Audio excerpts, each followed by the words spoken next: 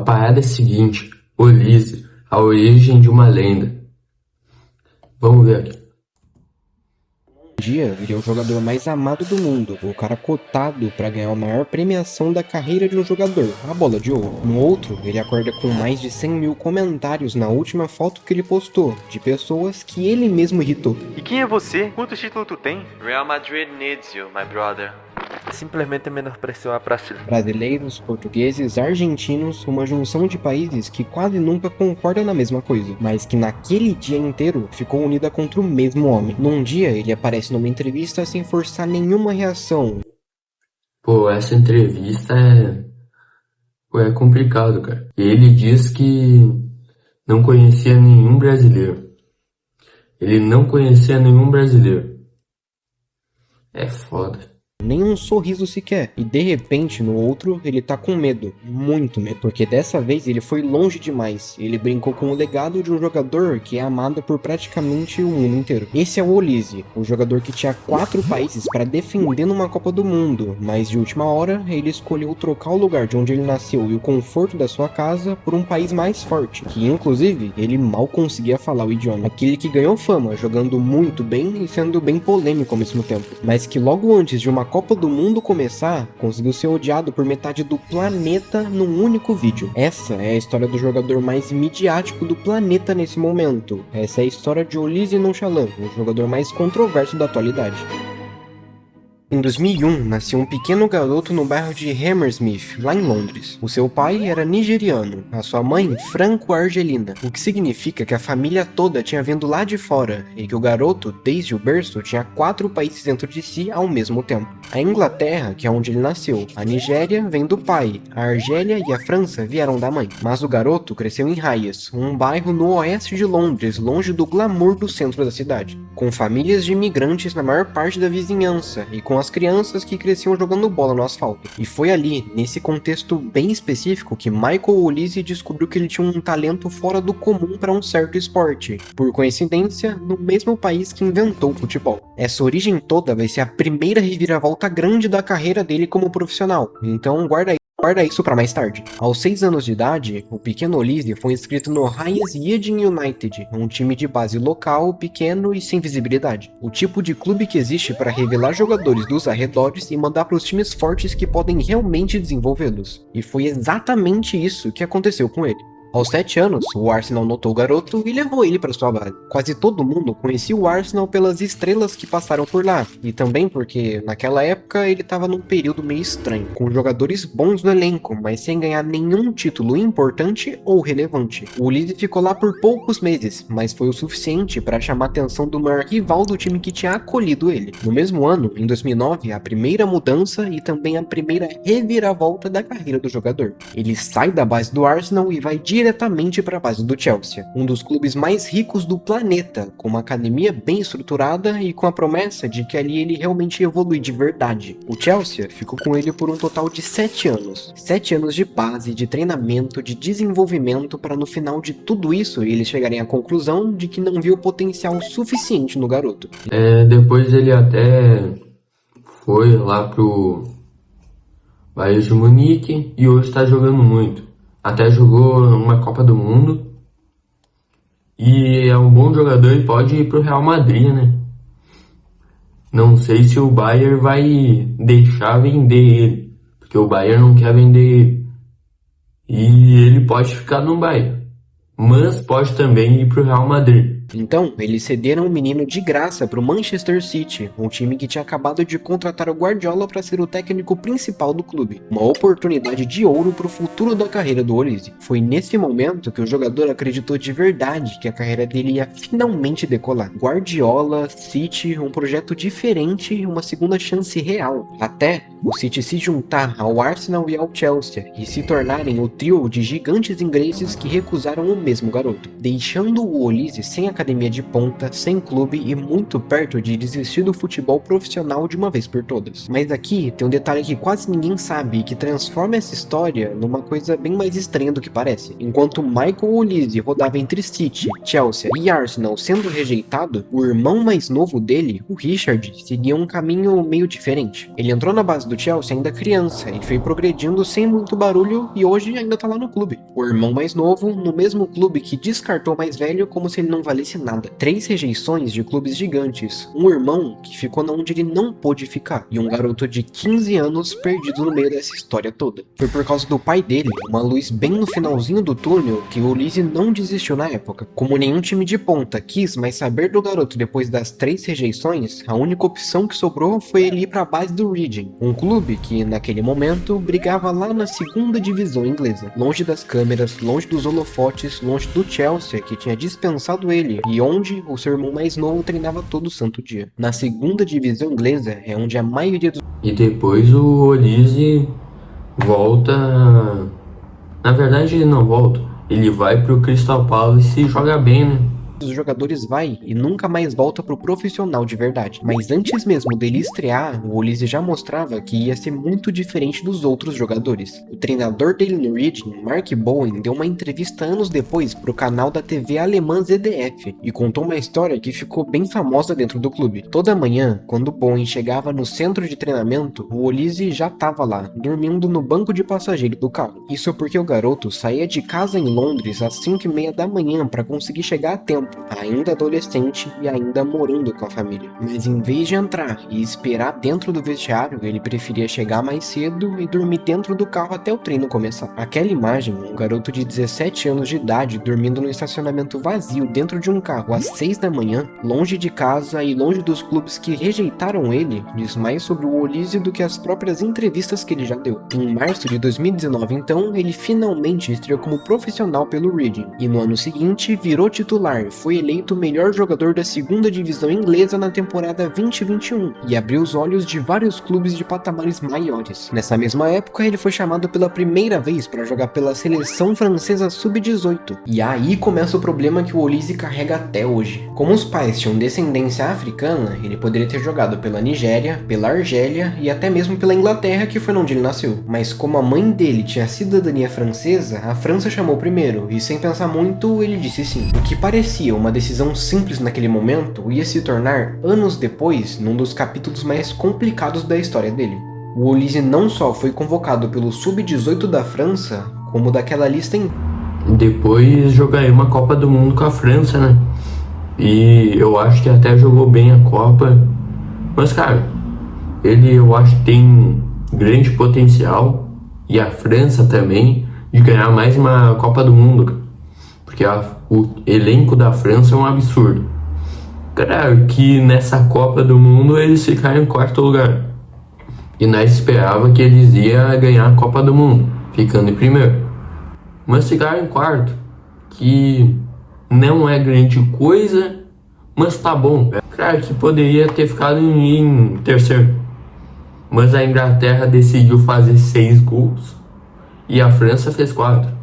Mas a Inglaterra fez 6 gols. inteira, ele era o único jogador que não atuava na França. Os outros eram do PSG, do Mônaco ou de times menores da França. Gente que cresceu lá, estudou lá, falou francês a vida inteira. E o Olise nunca tinha nem morado na França. A única ligação dele com o país era a cidadania da mãe e uma língua que ele mal dominava e só sabia algumas palavras. Num país em que a seleção natural é um símbolo cultural imenso, ele era o cara de fora defendendo a camisa de dentro. O resultado daquele grupo, de todos os 24 nomes que foram convocados e de todas aquelas promessas que a França tinha, o Olise foi o único que explodiu de verdade no futebol adulto e chegou no topo do mundo. Os outros ficaram no caminho e eu aposto que você não conhece mais que um ou dois da lista. Com as atuações pelo Reading e a passagem pela seleção de base, o Crystal Palace ativou a cláusula de rescisão dele em julho de 2021 por apenas 8 milhões de libras. E o Olise aceitou.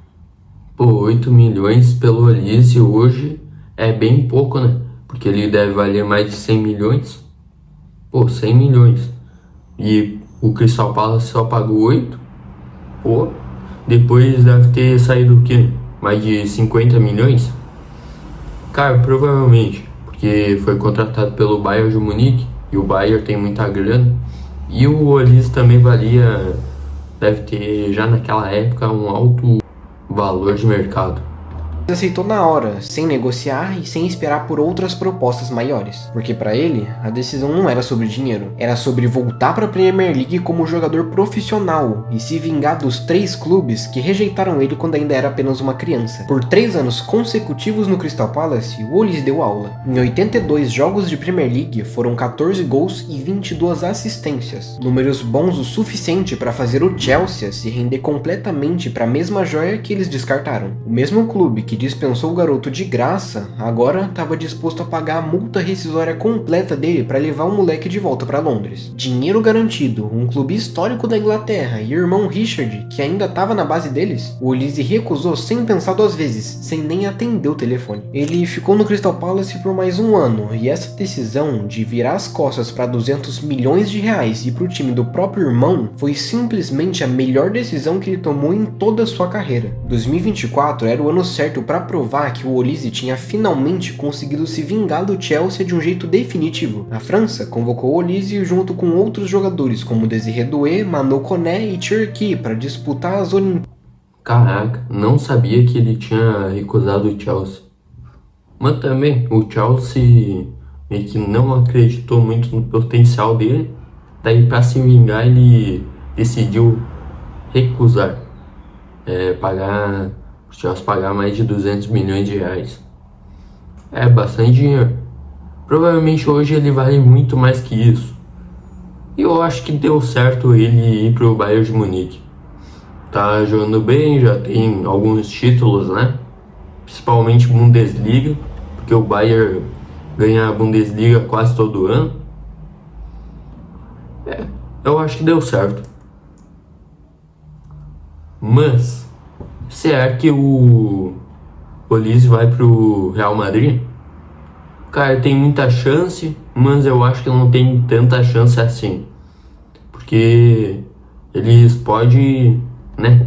O Bayern, no caso, pode não querer vender. Olimpíadas que ia ter lá em Paris. Jogar em casa, com a torcida inteira do lado e com a chance de trazer a medalha de ouro para a França pela primeira vez em décadas. Eles ficaram com a prata, eliminados pela Espanha na final. Mas o Olise terminou o torneio como um dos grandes destaques da competição. Dos 11 gols da França em toda a competição, o Olise participou de 7. E foi bem ali que passou despercebido um detalhe que mudou a vida dele para sempre. Pelas regras da FIFA, depois dos 21 anos de idade, você não pode mais trocar a seleção que você escolheu defender. Nas Olimpíadas de Paris, o Olise já tinha 22 anos, o que significava que depois daquele torneio, as portas da Inglaterra tinham se fechado para sempre para ele. Não tinha mais como voltar para trás. A torcida inglesa, que já não entendia por que ele não jogava pela seleção deles, ficou furiosa. O Olise era xingado, pressionado, chamado de ingrato nas entrevistas e nas redes sociais. E o que ele fez? Ignorou tudo isso e construiu um personagem em cima dessa pressão toda, o que talvez tenha sido o maior erro da carreira dele. Com aquela postura de quem não deve nada pra ninguém, ele aceitou a proposta do Bayern de Munique e foi se juntar ao que seria um dos ataques mais aterrorizantes da história do futebol. De um lado, Luís Dias, o cara que saiu do Liverpool depois do sequestro do seu pai, carregando uma história pesadíssima nas costas, que encontrou um recomeço lá em Munique. Do outro lado, Harry Kane, o atacante mais completo do mundo, que passou anos e anos no Tottenham sem ganhar absolutamente nada e foi pro Bayern justamente para mudar isso. E no meio dos dois,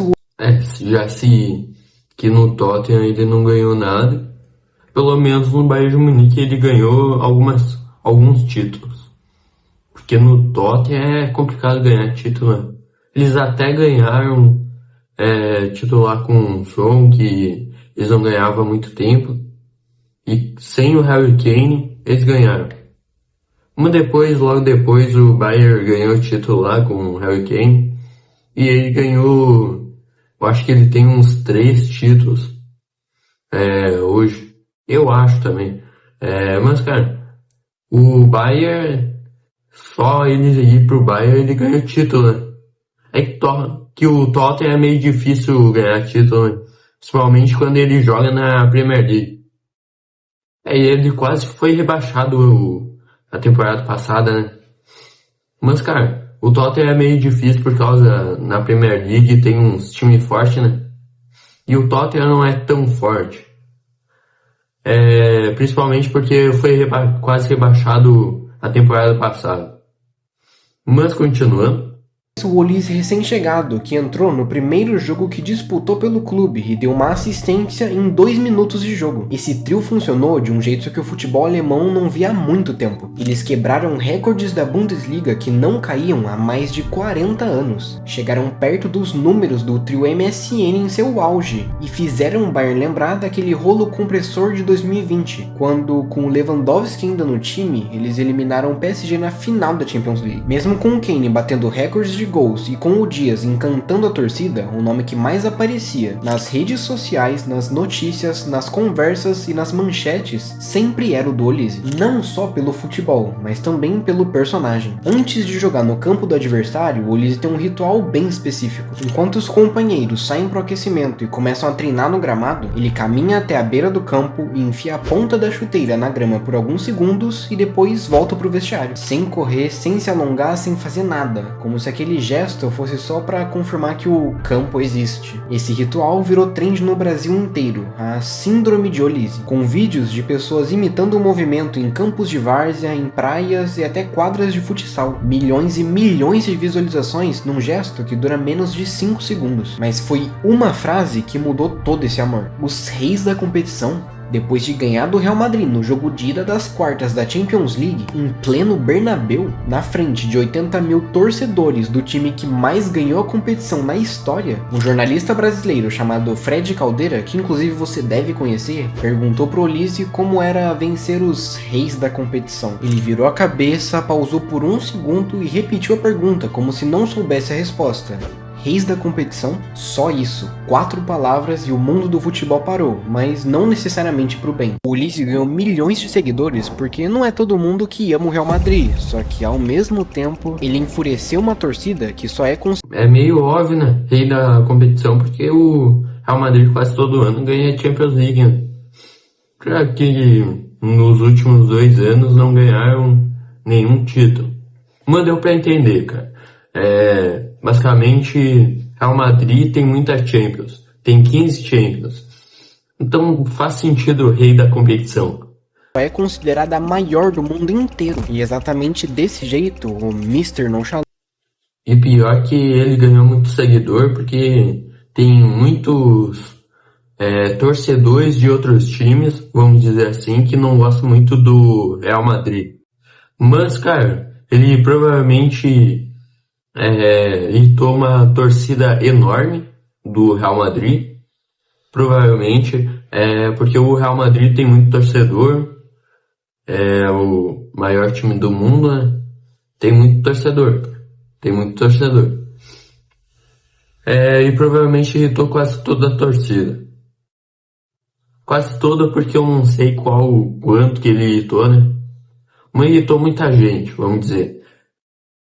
E, cara, dá pra entender, né? Rei da competição, Real Madrid. Dá pra entender, cara. Mr. Nonchalant foi criado, um personagem indiferente, que não liga pra nada, muito frio e que ficou maior do que o próprio jogador por um momento. Quando o Bayern venceu a Bundesliga, o Olise foi o único jogador do elenco que não trocou a camisa de jogo Falando mais do Olise, cara, esse personagem não dá, pela camisa comemorativa que eles usam quando se tornam campeões da liga. Quando a foto oficial do time foi tirada, ele não tava lá. E quando os jogadores comemoravam na varanda da Câmara Municipal de Munique, o Olise tava só no seu celular. No ano seguinte, título da Bundesliga de novo. E foi a mesma coisa, sem camiseta comemorativa, sem foto, sem explicação nenhuma. Depois de eliminar o Real Madrid, ele marcou o gol que confirmou a classificação. E na hora de receber o troféu de melhor jogador da partida, o Olise tirou uma foto sem nenhum mínimo sorriso no rosto e tentou devolver o prêmio pro cara que já tinha entregado o troféu pra ele. E aí, o mundo começou a fazer uma pergunta que não foi respondida até hoje. Isso é um personagem ou ele realmente é assim? Foi por causa dessa fama que uma história viralizou nas redes sociais. Naquela época do Olise, em que ele jogava nas bases do Arsenal, do Chelsea Chelsea e a do City, ele era um garoto muito arrogante. Por esse motivo, ele foi dispensado dos clubes sem nenhum ressentimento deles. Aquilo que deveria ter melhorado a carreira dele, aquela luta toda, quase indo por água abaixo por causa de um personagem. E não é bem assim. Aquilo era a torcida inglesa que odiava o Olise, fazendo de tudo que era possível para prejudicar ele depois de finalmente ter o sucesso que ele tanto merecia desde muito novo. Desde a época em que esses clubes ignoravam ele e grande parte de outros jogadores menores, porque na época eles não eram ingleses de verdade. Para provar o contrário, o zagueiro Jonathan Tah deu uma entrevista falando que nos bastidores o Olise é um palhaço, um dos mais animados do vestiário, que trabalhou com ele nas Olimpíadas, saiu defendendo o seu jogador lá na CBS. As câmeras não mostram quem ele realmente é. Não é à toa que o Chelsea tentou recontratar ele. Os mesmos que disseram que ele era arrogante demais quando criança, vieram atrás dele de novo com caminhões de dinheiro. Mas mesmo sendo inocente, o problema é que o Olise não sabia mais quando era a hora de parar. Depois de eliminar o Real Madrid, o PSG bateu na porta do Bayern para cobrar a revanche de 2020. E além de eliminar os alemães por 5-4 no placar agregado, uma virada que inclusive colocou a Champions de volta nas mãos de Paris, o Olise continuou no personagem depois da derrota. Sem entrevista, sem reação, como se nada tivesse acontecido. E foi exatamente aí que o personagem aparentemente encontrou seu limite. Numa dinâmica publicada lá no canal do Bayern, o Olise foi desafiado a responder o melhor jogador de cada seleção daquelas que iam participar da Copa do Mundo. Inglaterra, Harry Kane, o cara que joga do lado dele todo santo dia. Alemanha, Kimmich. Espanha, Lamine Yamal. Argentina, Messi. E até aqui sem discussão nenhuma, né? Só que quando chegou em Portugal, ele ignorou o maior artilheiro da história da seleção portuguesa. O cara que mais vezes disputou Copas do Mundo entre os europeus, e ele simplesmente disse que o melhor de Portugal era o Bruno Fernandes. Quando chegou a vez do Brasil, foi ainda pior. Eu nem sei quem é o melhor jogador do Brasil. Com Vinícius Júnior. Pô, eu já falei isso daí meio que, cara, isso daqui é uma loucura. Ele falar que não conhece ninguém.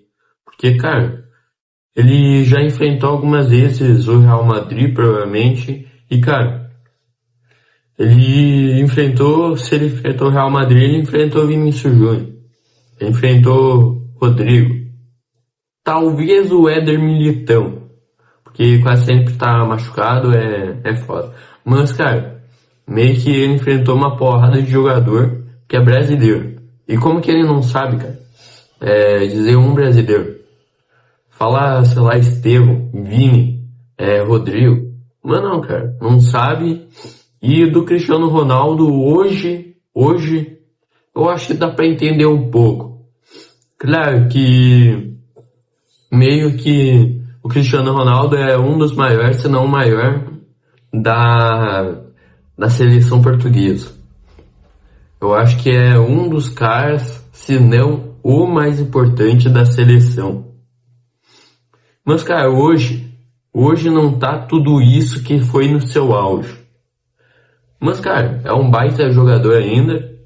Ele poderia ter falado. Com números comparáveis aos dele na temporada, com o Neymar, que já disputou várias Copas e sendo o ídolo da nova geração, com o Endrick amassando o PSG, que acabou de eliminar o Bayern do Olise da Champions, e com o Marquinhos, o capitão naquele jogo que conseguiu parar o Bayern inteiro na zaga, também sendo brasileiro. O vídeo foi a 15 milhões de visualizações. O Bayern tirou do ar horas depois, e o último post do Olise nas redes foi tomado por mais de 80 mil comentários, de brasileiros, de portugueses, de argentinos, gifs do Neymar, fotos do fenômeno e dribles do Ronaldinho cobrindo a aba de comentários inteira. Romário foi direto e a mídia brasileira foi seguindo a onda dele. Um ex-campeão de Champions deu uma declaração ao vivo dizendo que ele era um moleque babaca no estúdio. E aí o mundo todo fez a mesma pergunta de novo. Foi o personagem ou ele realmente não sabe? Porque tem duas leituras desse vídeo. Uma é que ele menosprezou o Brasil de propósito, num momento de arrogância que não combina com o futebol que ele joga. A outra é que ao dizer que não sabia, ele estava dizendo exatamente o oposto. São tantos bons jogadores aqui que não tem como escolher um só. Ninguém sabe a resposta, e essa dúvida é exatamente o que torna o Olise um jogador impossível de entender. Agora, depois de um mês daquele alarde todo, a Copa terminou e a França não só foi eliminada pelo maior problema que a seleção deles encontrou nesses últimos tempos, campos, chamado Yamal, como também eles eram um time favorito para ganhar a Copa. E como a gente tá falando de uma pressão que ele nunca tinha sentido na vida, em nenhuma outra competição na sua carreira, fica certo. A Copa é o maior palco do mundo, onde os personagens viram lendas ou as lendas viram os personagens que ninguém mais leva a sério. E aqui cabe a você decidir de qual lado você tá. Do Olise da Copa, que não conseguiu manter tanto assim o seu personagem e acabou não conseguindo levar a França à glória máxima vencendo uma Copa, mesmo jogando do lado de monstros. Ou do Nonchalant, a versão marrenta dele que ama esconder uma felicidade absurda por trás de uma máscara séria. E é assim que o Olise se torna um personagem impossível de se compreender. Cara, muito bom vídeo. Mas, cara, comenta aí embaixo o que você acha do Olise. E, cara, deixa o like, se inscreve. Valeu!